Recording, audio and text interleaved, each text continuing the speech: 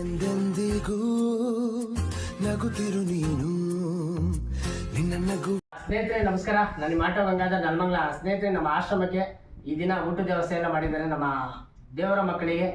ಆ ದೇವರ ಮಕ್ಕಳ ಪರವಾಗಿ ವಿನಯಣ್ಣ ಹುಟ್ಟುಹಬ್ಬದ ಶುಭಾಶಯಗಳು. Thank you. ಆ ದೇವರು 100 ವರ್ಷ ಆಯಸ್ಸು ಆರೋಗ್ಯ ಕೊಟ್ಟು ಕಾಪಾಡಲಿ.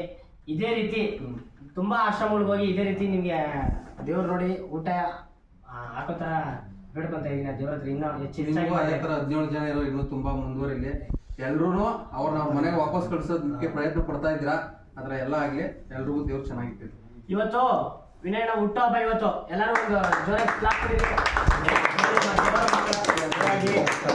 ಎಂದೆಂದಿಗೂ ನಗುತ್ತಿರು ನೀನು ನಿನ್ನ ನಗುವಲ್ಲೇ ನಗುವೆನು ನಾನು.